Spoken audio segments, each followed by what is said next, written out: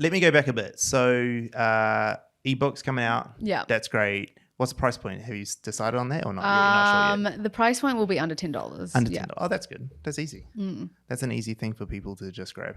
Yeah, I just wanted to make sure it was accessible to people because I just feel like, I mean, it takes a lot of work to build a really solid itinerary. Yeah. And Japan is a really big country. A lot of people don't realize that. It's so spread out. There's so much to do. It's so dense. But, you know, I didn't want it to be like outrageously expensive where it's like, well, I could just do this myself. I'll put the time into it. So I thought, you know, I'll put the time into it. My followers have wanted this for a while. Make it accessible for everyone. Yeah, So, cool. I really like that idea. I say it to a lot of people who come and see me. They're like, I've got this really great idea for a thing I need help marketing it. And I like these days, like whenever I get someone at that stage of their business cycle, whatever, I'm like, go away and grab an audience. If no one knows who you are, one, you're not going to be able to sell it anyway. There's only so much I can do. And two, how do you know they even want it? Yeah. Like, and so I love like hearing this from creators who are like yourself, who's going, no, people have asked for this thing, and so I make it. And what I love is that like your audience they will actually be stoked for it. That's the coolest thing. Like, and I've seen that like when people make stuff that their audience asks for, it's not like this guy's just plugging something to make some money. Like they're legitimately like, thank you so much for that thing. How do you propose on pushing that out through this? So yeah, I'm planning on making a TikTok video, and I'll also post it on Instagram Reels, probably on YouTube Shorts as well. It'll be like under a minute. Hey guys, if you're going, it'll be, I think also another thing I've learned recently is like TikTok audiences really like when you refer to them as you. So this is how make your Japan trip better and buy my itinerary. But there's a free version as well. If you want to read that and you feel like you need more, that's kind of how I'm planning to do it. And then like also having like a green screen of like, this is the free one and this is like a screenshot of like one page from the what you can expect in the premium. Have you talked much about it on your channel already? No. No, because I haven't seen, right? Because I just watched the last sort of 10. Yeah, I have not. I've posted on my stories. Why not? I have my reasons. Oh. I could tell you later. Oh, you can tell me later. This is not camera conversation. This is a... Yeah, okay. No, that's fine. That's fine. And I always... The reason I say that is like... there's this thing when you like post about stuff and there's this mentality that people have of like build it and they'll come sort of idea.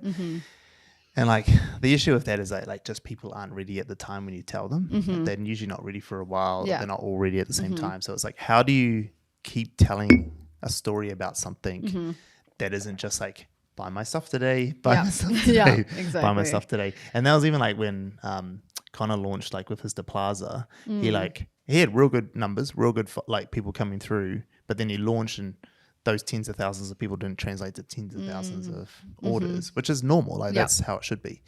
So like, how do you see it? How do you see you doing that long term? Like continually push it, or are you just hoping that like it'll be a passive thing that people just go into the link and buy? So I'm hoping it's going to be a passive thing, but I think that also with my future trips, not just with Japan, like if I'm going to South Korea, that's somewhere I really want to go is like as a beginner going to Korea, this is what I did. And like, I'm someone who really likes to do extensive research before I go somewhere new.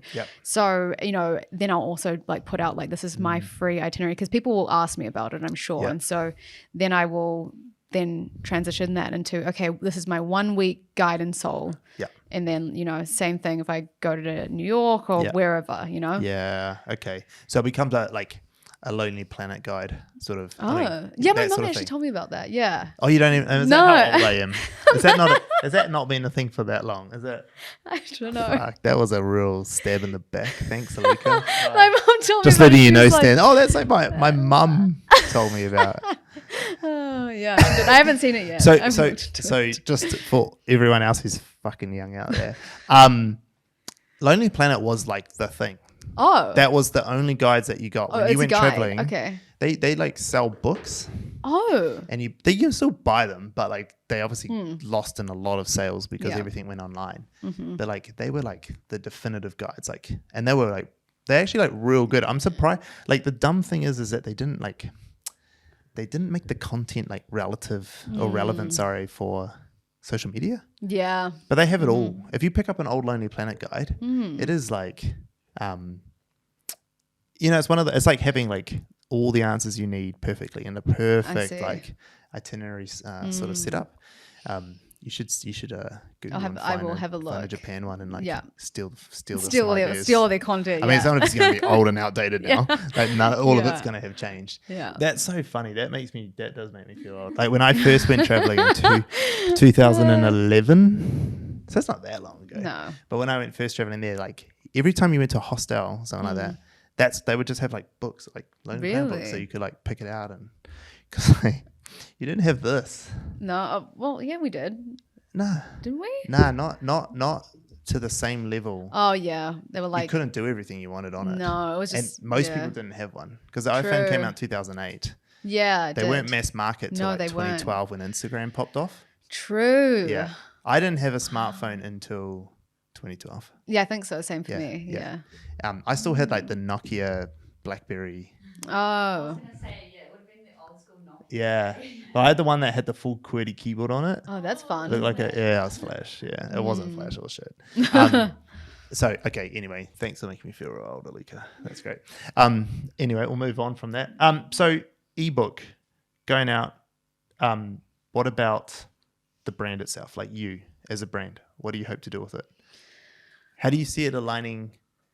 Do you see it aligning with career as you go forward, or do you see them as two separate things always?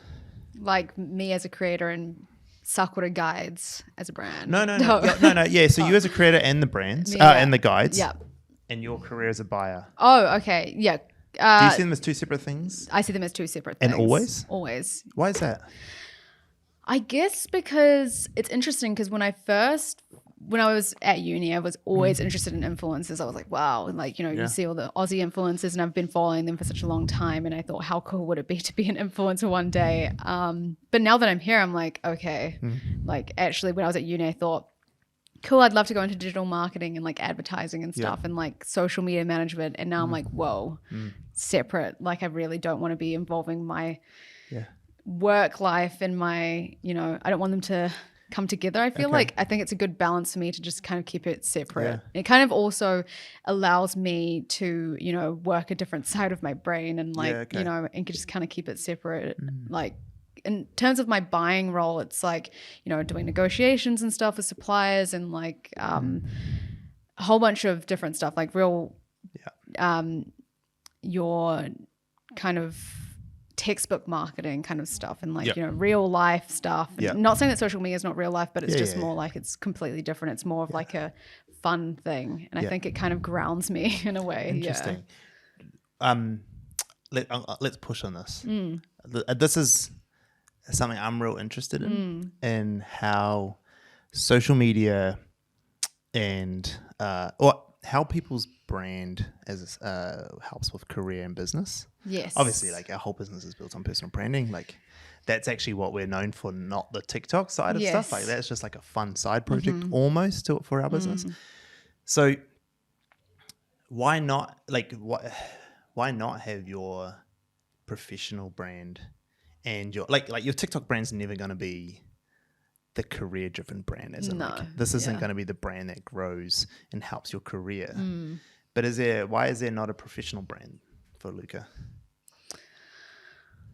I don't know. I haven't really thought about it. Like why isn't there like a LinkedIn version of Alluka? I do have LinkedIn, but I try to keep it low key because I was like, I just didn't want people to find out where I worked or anything. But then I was like, I feel like I just need LinkedIn anyways because this is where people are. Yeah. Like if I want to be in the corporate world or whatever, just like be known as someone, I do need to be on LinkedIn. It's just the place where everyone is. And, whether I'm working for my current company or somewhere else. And so I'm not that active on there. I used to be really active on there. And then I started social media. People start finding out where I worked. And I was like, nope, deactivate. But then I reactivated it. Tell me about that a little bit before we move on. What was it about them finding out where you work? What was happening? I think it was because it was kind of early on into my social media. That was like when I was doing POVs and stuff. And my work has always known about it. They've actually, since I started with my company, they've known about like my social media hustle and they've watched me grow from like it being at 0 to now where it is. And they've kind of like seen me, do like my vlogs and stuff, and then I did Twitch for a little bit, Yeah. and then get brand deals and working with these amazing brands, and they're like, whoa, this is crazy. And they've always been really supportive, which is amazing. Cool. But I always I had a fear of people like, you know, watching my TikToks and then like associating me with being, you know, who I was on TikTok versus like my corporate self. Yeah. And I was like, oh no, like I don't want people to like find out about that. And now all my colleagues they watch my TikToks. So I'm like, you know what, whatever. Yeah. Everyone's going to see it anyways. Yeah. So you're more worried about the people at work Yes. knowing about TikTok rather than the TikTok following know about the work? It was kind of Was there security reasons you're worried about the other way around? Yes, yeah. So it was just more like initially I was like, oh my gosh, is this as my TikTok's growing, and I was, you know, hitting around 20,000 followers at the time. I was like, oh no, people are starting to recognize me in public, and I don't want them to know where I work. And like, you know, I work in Auckland, and you know, that was kind of something that kind of really scared me because I'd never had been recognized before. So I was just like, how does this work? Like, this is really weird. Yeah. And then I kind of got used to that. Then it became more of the, oh my gosh, now my work is finding out, like people in my company, like in, you know, the head office in Australia, they're like watching my TikToks, and I'm like, crap. So, but now I'm just like, it is what it is. About it all now. I'm more chill about it because I'm like, there's really nothing you can do. Like people are going to see it, and I'm better to own it than, you know, try to hide it away. Because like you were saying earlier when we started this, that like you're quite career driven, like that's definitely something you want to pursue, and that you've got plans on like making sure these two lives can live next to each other and coexist. Like something for me is like how do you make those two things work well together? And it sounds like me that like I was about to say where you work, but like I'm not sure if I should, but like it tells me like your current workplace is quite supportive. The only thing I can think is that it's only a good thing. You know, like I mean, I'm super biased because I want all the guys on my team to be big on social media and grow. But like, I remember when I used to run hotels and we had people who'd work for us who had decent size followings, and it was mostly Instagram in those days because TikTok had only just started when I left the hotel. So no one was really big there. But like, what it allowed you to do is someone in sort of more senior positions is like, say you go into negotiations with you as a buyer, and you go into negotiations with a supplier. The biggest part of negotiations is rapport building, right? Like, yes, it's like to build rapport. Once that's built, the deal's much easier to be done the right way. Yeah. So what you tend to find is that if people know you before you get in the room, half the rapport building is done. All they're trying to figure out is this person actually cool in real life? And like, we do that all the time. Like, people will come meet me here. They'll like come in, or I'll go meet them, and they see me on LinkedIn, and they'll see us on the TikToks or whatever. And their first thing is just like, oh, like, you guys aren't just this crazy fuck off attention seeker place that Joni's running around like a nutcase the whole time. Like, you're legit business. Yeah.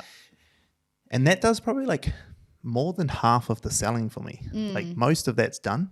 So like, would that be something that you would like? How do you feel about having a professional brand? Like, is it just something you just don't want to do, or is it something you just never really thought about that it could be worthwhile? It's something I just never thought about and not known how to, I guess, execute it. Yeah. What sort of content were you putting on LinkedIn before you stopped? Nothing. I thought you said you put out some stuff. No. Oh no, I was just kind of active as in like, you know, making connections. Like, you're on there. Yeah, I was just on there. I was on there just seeing what the corporate lads are doing, stuff like that. Yeah. And so now you're not sure what sort of stuff you can do. Yeah, I just don't know what the vibe is. My friend who works for Rocket Lab, he was just like, oh, you know, people post crazy stuff on LinkedIn all the time. I'm like, what? He was like, because he doesn't really engage in TikTok. Yeah. And then he said that like LinkedIn's like the place for a lot of corporate people. And I was like, that's weird. Yeah, I would like, so my it's not really my sister-in-law, but my brother's girlfriend, my partner, she's the head buyer for Balenciaga in Dubai. Oh, wow. Okay. Yeah.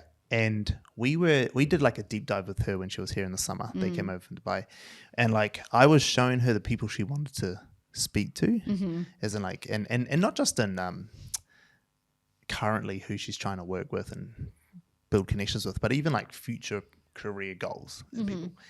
And what blew her away is like, one, how every single one of them were there.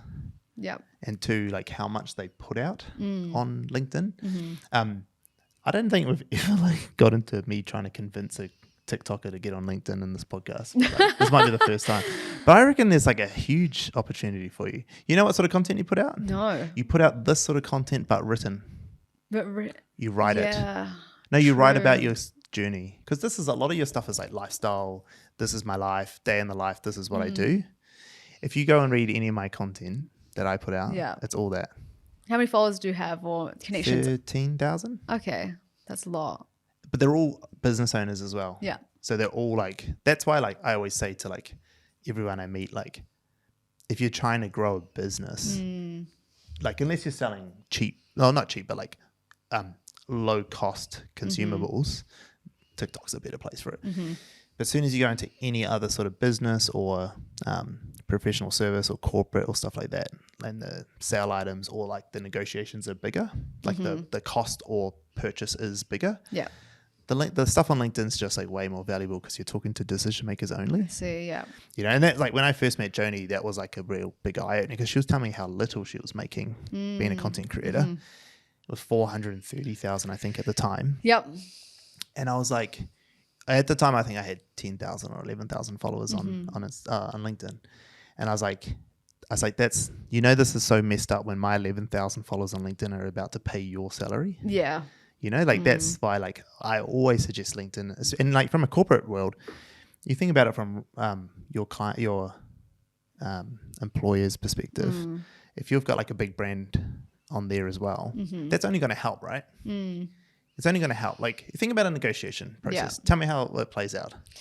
Like what's your typical process for that whole thing? Yeah, so like I guess with the negotiation process, and this kind of applies to everything. It's like you go in, do it, making sure that you've done, you know, your research on obviously who you're going into business with, and it's kind of like, you know, what do they want from us? What do we want from them? And how can we show them that we can benefit them? And also, you know, just try to squeeze a little bit, you know, here and there, and like they're going to be doing the same thing, right? And I guess that's kind of where now I'm thinking, should I say this? Well, you don't have to talk about what you're buying, but people know you're a buyer. Yeah, I know, but I'm scared now because I'm like, that's okay. About your process. Yeah, the process. So let's not talk about your process. I'll take it from my perspective. Yeah. Okay. So from my perspective, as a buyer, there's a couple of things that you've got to do, right? Like one of them is you've got to find the things and find the suppliers that you want to work with, right? Yeah. And one of the hard things about that is like vetting, finding out about people. Is it the right thing? Are they the right type of company we want to work with and stuff like that? And that's all part of that negotiation. They're doing the same thing to you and all that sort of stuff. But like when you've got a brand that is solid on there, the thing that changes once you've done it is that they all come to you. All the good ones do as well. Yes. And so they come to you not like, I know that in your world, you're sort of got, I don't know if you've got more of the power, but like you're the one spending essentially, right? But there is still this like layer of like, if people know you, you've got better opportunities with things. They're like, I want to be part of that because there is someone there. And the only thing I'm saying is like, and we don't have to stick onto this too long, but like there is, by building that personal brand from a professional sense, like it's only going to give you better opportunities in the buying world, better negotiations, better, what's the word, like relationships with people as well. But also like, and you know, without your current employer, but like just opportunities. Yeah. Like you think about CEOs. Like at the moment we're doing a lot of work with 1NZ and Jason Paris. Yeah. Most of his career growth has come from the fact that he's got a really strong personal brand. Yeah. You know, and like every company knows that like people don't stick around for their whole lives anymore. So that's not a thing. Like even your current employer knows that you're not going to be 80 and still working for them. Like that's a thing. They do know that you'll one day, you know, if it's 5, 10, whatever the time frame is, move. But those sort of progressing jumps, like a lot of that comes from like the biggest jumps come from not from applying for a role. Like no one applies for. It's like it was like when I was talking to my brother's partner, like her next role, they won't advertise the role. Yeah.